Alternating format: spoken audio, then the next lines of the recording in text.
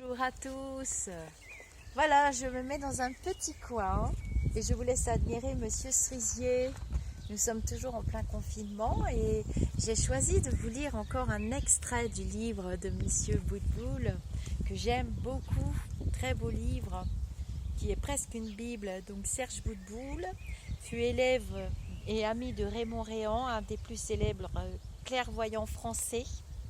Il enseigne et diffuse les techniques d'éveil psychique et spirituel depuis plus de 25 ans par le biais de cours, séminaires et conférences. Je devais faire un de ces ateliers. Bon, j'ai été raflée par le coronavirus, le confinement, donc je ne l'ai pas fait.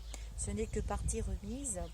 Donc voilà, il a écrit des livres, des best-sellers, comment développer vos facultés. Je vous montre quand même le livre. J'ai déjà fait une vidéo, je mettrai la préface du livre en photo. Alors j'ai choisi de choisir un chapitre qui parle de le spirituel, la vie spirituelle. Et le chapitre s'intitule « Le spirituel n'est pas religieux ». Qu'est-ce que le spirituel? Définition qui est de l'ordre de l'esprit, de l'âme, du latin spiritualis, de spiritus, esprit, puisque nous sommes des esprits incarnés dans des corps, venus revivre des leçons, des épreuves et tout un tas de trucs pas marrants. Nous sommes à l'école. C'est la vie de l'esprit. Le spirituel est un état de vie qui prend conscience de deux choses. Petit 1, il y a des choses au-dessus de nous qui nous guident. Petit 2, notre vie ne s'arrête pas à la mort. Je ne vous lis pas tout, je vous laisse découvrir dans le livre. Moi, j'ai choisi un petit extrait dans ce chapitre qui est quand même assez conséquent. Parce qu'on me pose souvent la question, mais c'est quoi les vibrations? C'est quoi le taux vibratoire? C'est quoi la spiritualité? Comment tu fais, Lisa? C'est quoi le pardon? C'est quoi? Donc voilà, je vous lis un petit extrait, puis je vous laisse acheter votre bouquin, hein, après tout, pas de raison. Comment devenir spirituel? Il est important et urgent de devenir spirituel, car lorsque nous partirons pour l'au-delà, c'est notre niveau vibratoire qui nous permettra d'aller vers les lieux remplis de lumière, d'amour, des lieux plus cléments, plus beaux et plus harmonieux, où nous rencontrerons des êtres plus spirituels et plus lumineux. C'est le but de nos vies ici. Nous pouvons partir pour l'autre plan à n'importe quel moment. Rappelons-nous qu'en règle générale, l'heure du départ définitif nous surprendra toujours. Si nous ne nous y préparons pas, le plus tard reviendra à pas du tout, nous laissant le jour où cela arrivera dans un regret de ne pas nous y être préparés.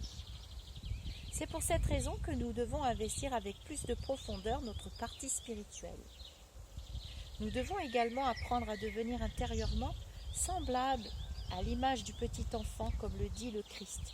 Si vous ne devenez pas semblables à des petits enfants, vous n'entrerez point dans le royaume des cieux, ne se prenant pas au sérieux et n'accordant pas trop d'attrait à sa réussite, à son moi. Il possède la particularité de vivre dans l'instant présent et ne se projette pas dans le passé ni dans l'avenir. J'ai déjà parlé de ça, de vivre de l'instant présent. Il y a des vidéos sur les ancrages et sur tous ces sujets. Il sera nécessaire au départ de faire un nettoyage de nos charges émotionnelles provenant du passé de manière à partir sur des bases saines. L'important est d'arriver à acquérir la paix intérieure.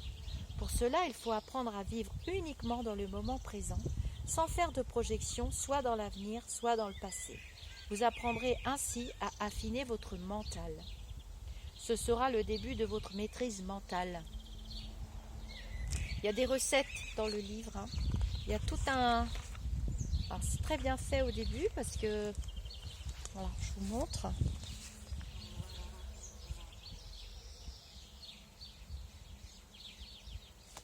Il y a tous les chapitres.